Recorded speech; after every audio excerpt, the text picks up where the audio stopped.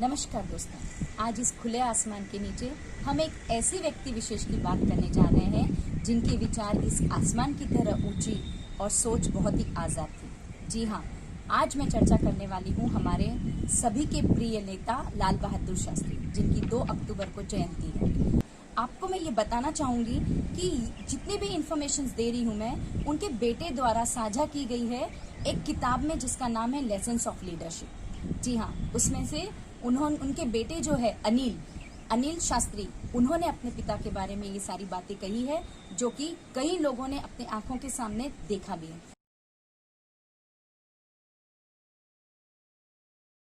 चलिए बात करते हैं उनकी बचपन की। लाल बहादुर शास्त्री 1904 में उनका उत्तर प्रदेश में जन्म हुआ। लाल बहादुर शास्त्री नाम उनको बाद में दिया गया था, कैसे मैं आपको बताऊंगी। उनका पहले सरनेम था वर्मा, जिसको वो अपने नाम के आगे कभी नहीं लगाते थे, क्योंकि वो जाति में बांटने वाली ऐसी कोई भी चीज करना नहीं चाहते थे, इसीलिए उन्होंने कभी अपने नाम के आगे वर्मा नहीं लगाया। चलिए हम शुरू करते हैं उनके बचपन से। बचपन में बहुत जल्दी उनके सर से पिता का साया चला गया था। वो अपने चाचा के साथ रहते थे और बहुत ही गरीबी में संघर्षपूर्ण जीवन जीते थे। जब वो 8 साल के थे, मैं आपको एक किस्सा बताती हूँ। वो बच्चों के साथ एक बगीचे में खेलने जाते हैं और वहां देखते हैं कि बहुत प्यारा सा पौधा जिसपे बहुत ही सुंदर सुंदर गुलाब लगे हैं, उनका मन ललचाता है और वो जाते हैं और उन गुलाब के फूलों को तोड़ लेते हैं। माली वहां से देखता है, दौड़ता हुआ आता है और उनको खूब डांटता है। डांटने पर लाल बहादुर शास्त्री रो पड़ते हैं। माली का मन थोड़ा सा विचलित होता है और वो लाल बहादुर शास्त्री को समझाते हैं, बेटा ये पौधा तुम्हारा नहीं है, ये फूल तुम्हारे नहीं है, जिस चीज पे हमारा हक नहीं होता उसे बिना किसी की परमिशन के तोड़ना या लेना नहीं चाहिए। ये बात छोटी सी माली द्वारा छोटी सी समझाई हुई बात उनके जीवन भर में वो गांठ जैसे बांध लेते हैं। होता यूं है कि लाल बहादुर शास्त्री जिस स्कूल में पढ़ते हैं, उस स्कूल और उनके घर के बीच में गंगा नदी रहती है, जिसको पार करने के लिए नौका होती थी और वो नौका वाहन सभी को इस पार से उस पार ले जाता था। जब शास्त्री जी स्कूल के लिए तैयार होते थे तो नौका वाहन उनको कहता था कि तुम मेरी नौका में बैठ जाओ। नौका वाहन को भी पता रहता है कि ये गरीब बच्चा है, इसके पास मुझे देने के लिए पैसा नहीं है, लेकिन बहुत ही होशियार और बहुत ही डिसिप्लिन बचपन से शास्त्री जी होते हैं, तो उसी चीज को देखते हुए नौका वाहन उनको फ्री में अपनी नौका में बिठा के छोड़ने के लिए तैयार रहता है। लेकिन देखिए, इतनी छोटी उम्र से लाल बहादुर शास्त्री उस नौका में नहीं बैठते हैं और उस नौका वाले को कहते हैं कि मैं अगर तुम्हारी नौका में बैठ गया तो किसी न किसी की, मतलब अगर मेरी जगह किसी को ले जाओगे तो वो आपको पैसा देगा, अगर मैं बैठ जाऊंगा वहां तो आपको वो पैसा नहीं मिलेगा, तो मैं ऐसे आपका कमाई या आपके पेट पे लात नहीं मार सकता। तो इतनी छोटी उम्र में उनकी सोच देखिए कितनी ऊंची है। वो अपने कपड़े खोलकर, अपने स्कूल का सामान अपने सर पर रखकर वो नदी पार करते थे और अपनी पाठशाला में पढ़ने जाते थे। दोस्तों, इसी स्कूल के बीच के दरमियान की एक बात है, उनके पास पैसे तक नहीं होते थे किताबें खरीदने की। जब उनके स्कूल में, उनकी क्लास में एग्जाम होते थे तो वो अपने दोस्त से किताब बोरो करते थे, रात भर उस किताब में से पढ़कर मेन पॉइंट्स जो भी है उनका वो अपनी कॉपी में उतारते थे और दूसरे दिन अपने दोस्त को वो किताब देते थे। इतनी मशक्कत करने के बाद में जाहिर है कि इतना होशियार बच्चा है तो क्लास में फर्स्ट आएगा ही। जब वो क्लास में फर्स्ट आता है और तब भी उसको डांट पड़ती है, क्योंकि उनके मास्टर जी कहते हैं भले ही तुम क्लास में फर्स्ट आए होंगे, लेकिन तुम कितने इमैनर हो कि स्कूल पढ़ने आते और किताबें साथ में नहीं लाते। तब लाल बहादुर शास्त्री जी को बहुत दुख होता है, वो बहुत रोते हैं, लेकिन अपने टीचर से कुछ नहीं कहते। तब उनका दोस्त टीचर से मिलता है और उन्हें सारी बात बताता है कि लाल बहादुर शास्त्री इतने गरीब है कि किताबें तक खरीदने के लिए उनके पास पैसे नहीं है। वो मेरी किताब ले जाता है, लिखता है, पढ़ता है और अव्वल आता है। ये सारा जब वाक्या मास्टर जी सुनते हैं तो मास्टर जी का मन पसीज कर रह जाता है और वहीं से मास्टर जी और लाल बहादुर शास्त्री के बीच में एक पिता और पुत्र के जैसा संबंध तैयार हो जाता है और वहां से वो लाल बहादुर शास्त्री की पढ़ाई का पूरा खर्चा उठाते हैं। दोस्तों, लाल बहादुर शास्त्री 1925 में ग्रेजुएशन पूरी करते हैं और स्कॉलरशिप लेते हैं और वहीं से उनको शास्त्री नाम का टाइटल मिलता है। लाल बहादुर शास्त्री जी वैसे तो कायस्थ परिवार के थे, लेकिन वो जातिवाद में बिल्कुल भी बिलीव नहीं करते थे। यही एक मेजर रीजन था कि वो अपने नाम के सामने शास्त्री लगाना पसंद करते थे, लेकिन वर्मा नहीं लगाते थे।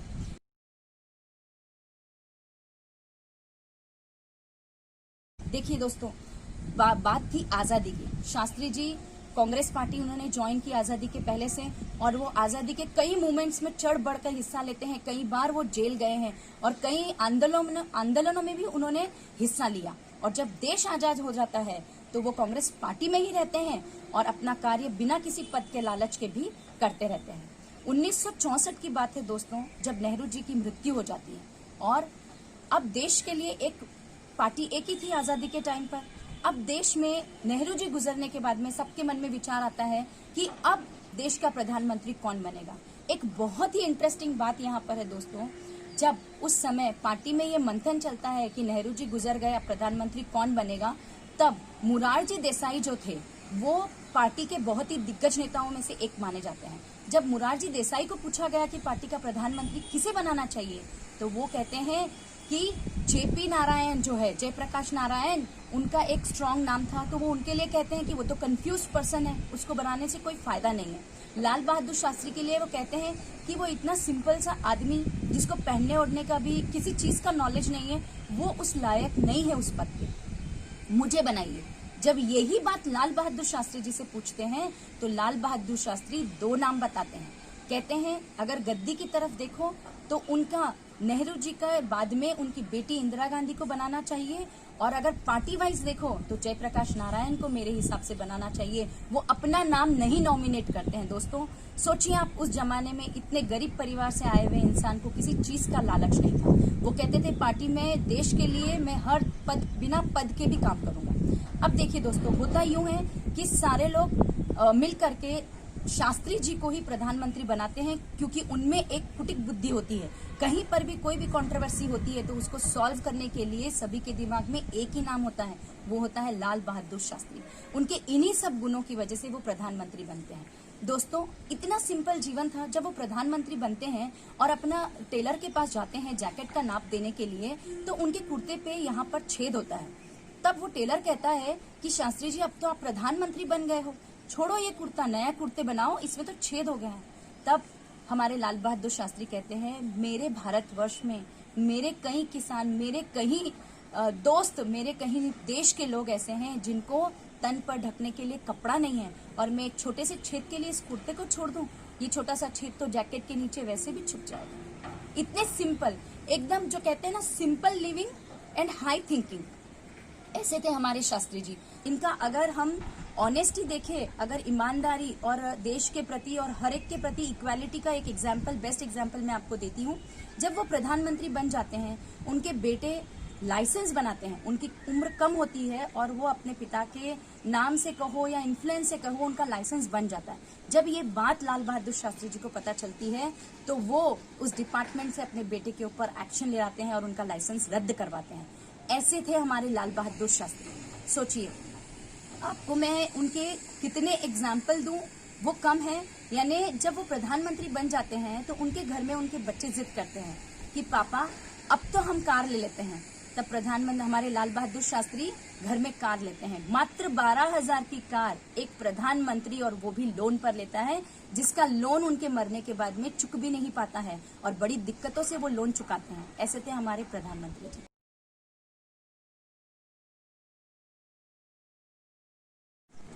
दोस्तों जब लाल बहादुर शास्त्री प्रधानमंत्री बने तो उनके सामने 1965 में एक बहुत बड़ी चुनौती आई। चुनौती थी इंडो पाक वार। 1965 में पाकिस्तान ने कश्मीर पर अटैक कर दिया।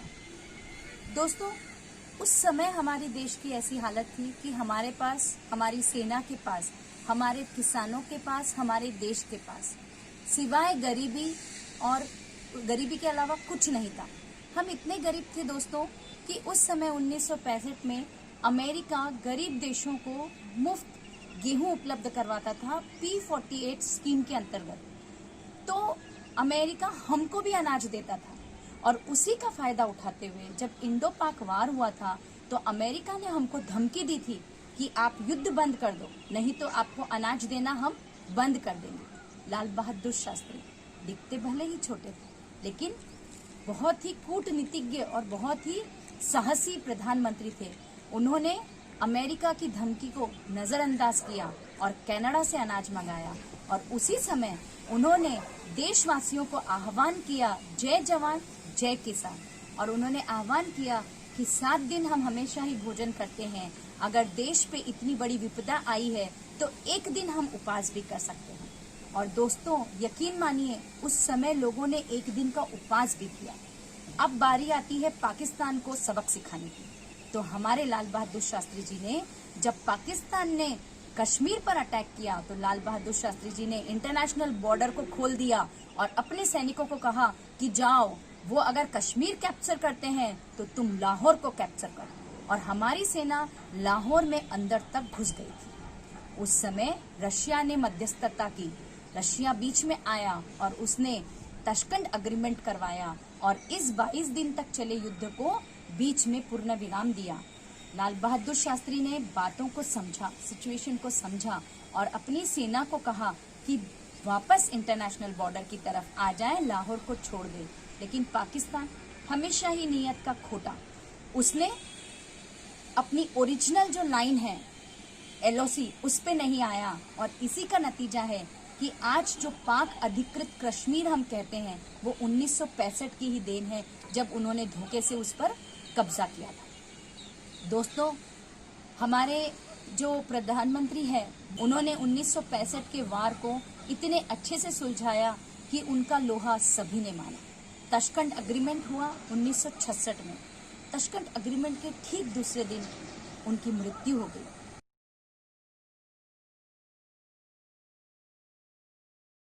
उनकी मृत्यु की बहुत ही बड़ी मिस्ट्री है दोस्तों, क्योंकि जो उनकी पत्नी है वो भी उन्हीं की तरह बहुत ही सुलझी हुई और समझदार थी। उनके द्वारा एक लिखी गई पुस्तक है जिसका नाम है ललिता के आंसू। उसमें उन्होंने स्ट्रांगली क्लेम किया है कि उनके पति की मृत्यु नहीं हुई है, उनके पति का मर्डर हुआ है। क्योंकि जब उनकी बॉडी यहाँ लाई गई थी ना उनकी बॉडी का पोस्टमार्टम हुआ दोस्तों। उनके बेटे का यहाँ तक कहना है कि उनकी बॉडी पर कई सारे कट के निशान थे और उनको जो गमछा पहनाया गया था उस गमछे पर भी खून के निशान थे, कि बॉडी भी एकदम काली पड़ी हुई थी जैसे किसी को पॉइजन देने के बाद होता है।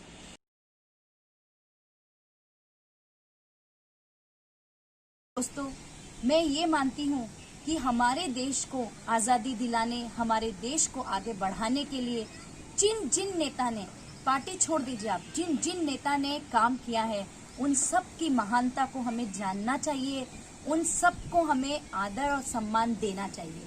मेरे इस वीडियो का सिर्फ एकमात्र उद्देश्य है कि 2 अक्टूबर जब भी आए, गांधी जी की जयंती तो हम याद रखते ही हैं, साथ साथ हमें लाल बहादुर शास्त्री ऐसे महान व्यक्तित्व को भी याद रखना चाहिए। उनकी जयंती पर मैं कोटि कोटि उनको नमन करती हूँ और उम्मीद करती हूँ भारत को ऐसे आगे भी कई वीर मिले जो बिना किसी लालच, बिना किसी ग्रीडीनेस के और सेल्फिशनेस के बिना इस देश को सर्व करे। जय हिंद, जय भारत।